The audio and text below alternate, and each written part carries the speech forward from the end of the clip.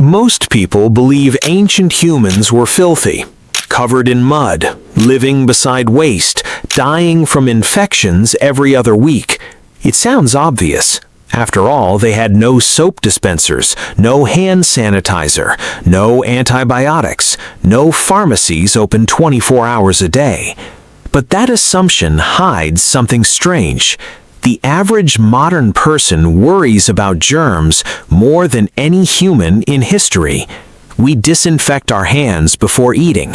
We wash our clothes with chemicals powerful enough to remove oil stains. We spray our homes with antibacterial products. We are surrounded by cleanliness, yet anxiety about illness seems everywhere. Ancient humans had almost none of these tools, but they also spent nearly 300,000 years surviving without them, which raises an uncomfortable question. If hygiene and medicine are so essential to survival, how did humans survive long enough to invent them? The answer forces us to look at illness differently, not as a battle we recently learned to fight, but as a battle we've been fighting since the beginning. And for most of that fight, we had almost nothing. Imagine waking up 40,000 years ago. No bathroom, no sink, no toothbrush waiting beside a mirror, no bottle of medicine sitting in a cabinet. Just a cold morning, a body, and another day to survive. From a modern perspective, it sounds impossible. But ancient humans weren't trying to reach modern standards. They were trying to solve immediate problems. A dirty wound wasn't dangerous because it violated hygiene rules. It was dangerous because it could kill you. Therefore, people paid attention, not because they understood bacteria, but because they understood consequences. Humans are surprisingly good at learning patterns. Touch fire enough times and you learn to avoid it. Eat spoiled food enough times and you begin avoiding whatever seems connected to them. Ancient humans didn't know about germs, but they knew cause and effect, not scientifically, psychologically. And psychology often comes before science. This is one of the biggest misconceptions about history. We assume knowledge begins when someone writes it down, but humans were gathering information long before books existed. Generation after generation, observation after observation, failure after failure. Someone notices a certain plant helps pain. Someone else notices clean, flowing water causes fewer problems than stagnant pools. Someone notices smoke drives insects away. The information survives, therefore the tribe survives. History remembers discoveries, but survival remembers patterns, and ancient people were masters of pattern recognition. They had to be, because mistakes carried immediate consequences. Take bathing. Most people imagine ancient humans never washed, but that doesn't make much sense. Humans naturally dislike parasites. They dislike bad smells. They dislike sticky skin. These reactions exist for a reason. They're ancient warning systems. Long before civilization appeared, people used rivers, lakes, rainwater, and natural pools, not because cleanliness was fashionable, but because comfort and survival often pointed in the same direction. The human brain evolved to reward behaviors that reduced risk. Therefore, washing wasn't some modern invention, it was often instinct. Civilizations later formalized it, but the impulse existed long before cities. Illness was different, because illness introduces uncertainty, and the human brain hates uncertainty. Even today, people fear mysterious symptoms more than known dangers. Ancient humans experienced the same thing. A broken arm made sense. A fever did not. One day you're healthy, the next day you're shaking, sweating, and unable to stand. No explanation, no diagnosis, no internet search, just fear. Therefore, humans did what humans always do when facing uncertainty. They created stories. Some illnesses were blamed on spirits, others on curses, others on angry gods. Modern people often laugh at these explanations, but they're missing the point. The story wasn't the medicine, the story was the psychology. Humans need explanations. Even imperfect explanations reduce fear. A terrible answer often feels better than no answer at all. And that instinct hasn't disappeared. It's still alive today. The tools changed. The mind didn't. When ancient humans faced illness, they searched for meaning.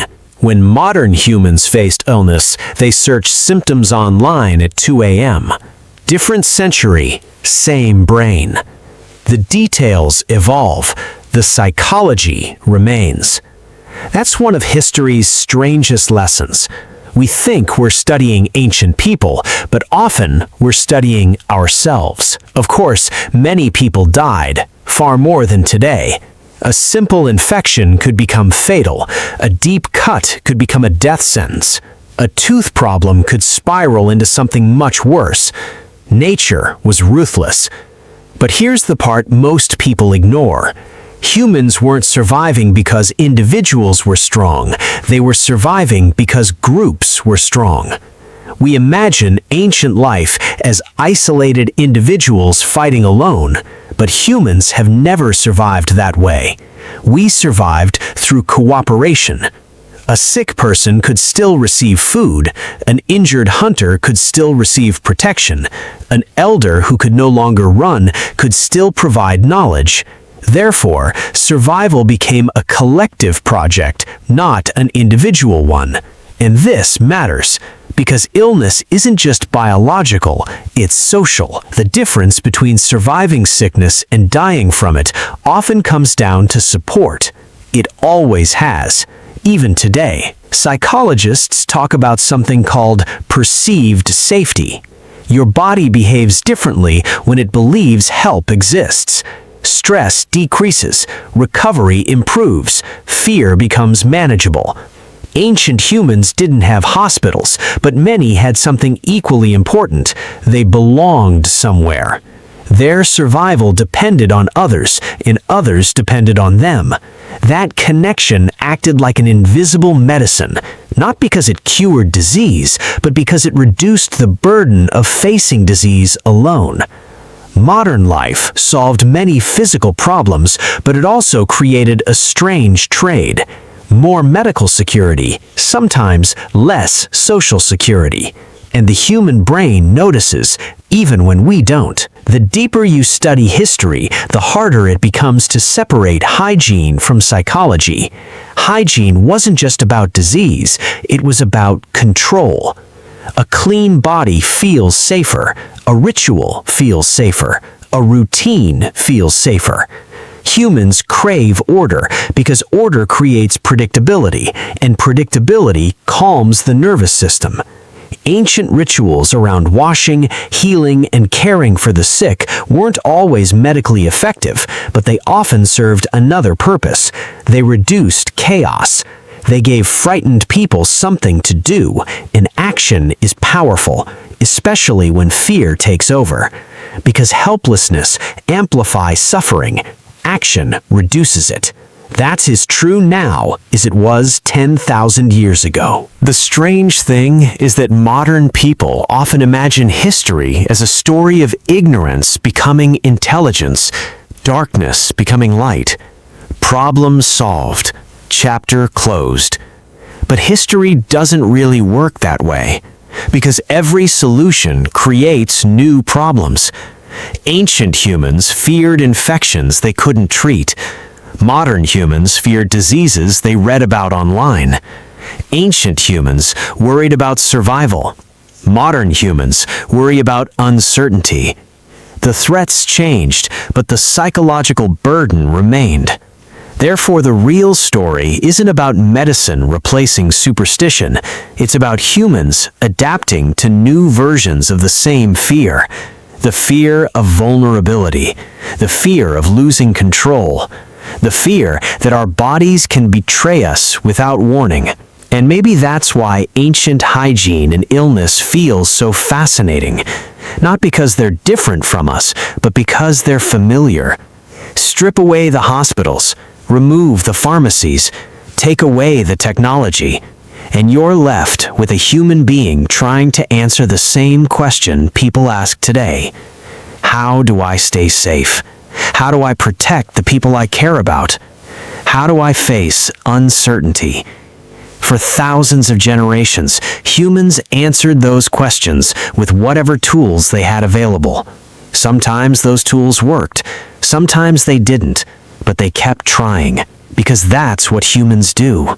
We adapt, we observe, we learn, and then we pass those lessons forward. The soap in your bathroom, the medicine in your cabinet, the clean water from your tap, they're not miracles that appeared overnight.